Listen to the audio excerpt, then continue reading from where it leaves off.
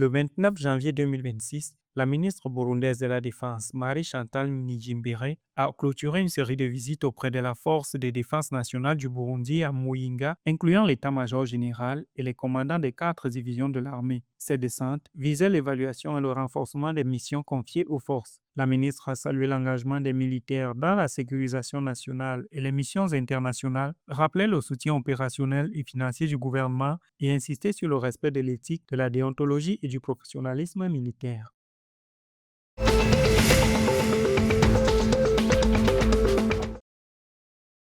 Le ministre des Finances du Soudan du Sud, Bak Barnaba Chol, a présenté à l'Assemblée le projet de budget 2025-2026 de 7 000 milliards de livres sud-soudanaises en recettes et 8 580 milliards de livres sud-soudanaises en dépenses, générant un déficit de 1 580 milliards de livres sud-soudanaises. Le budget est financé à 5 220 milliards de livres sud-soudanaises par le pétrole et 1 780 milliards par des recettes non pétrolières. Les salaires reçoivent 1 900 milliards de livres sud-soudanaises, la dette 842 milliards, les infrastructures 1,17 milliard et les investissements 1,29 milliard de livres sud-soudanaises.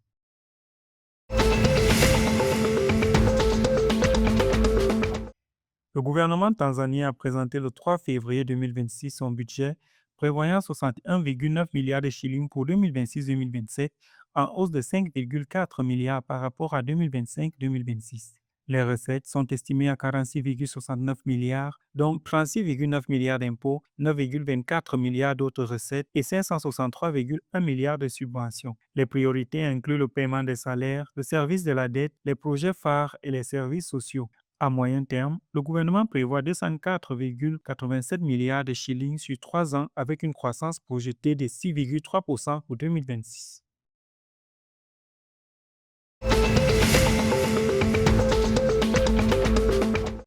Djibouti a signé un financement de 5 milliards de francs djiboutiens, environ 28,1 millions de dollars, le 3 février 2026, soit environ 28 millions de dollars pour créer un centre de traitement du cancer. L'accord a été paraphé à Jeddah entre le ministre de l'économie Ilyas Moussa Dawale et le président de la Banque islamique de développement Mohamed Al-Jasser.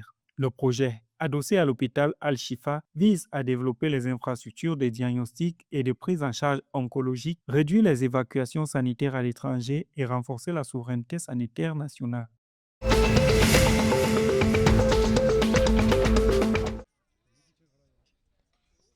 La Ligue d'élite masculine en cricket en Ouganda réunit 3 équipes mêlant jeunes espoirs et joueurs chevronnés. Vujagali Rafters, Karumba Rapids et Itanda Kayakers. La compétition se déroule en tournoi toute ronde en double du mardi 3 février au dimanche 8 février 2026, date de la finale. Tous les matchs auront lieu au Lugogo Cricket Oval.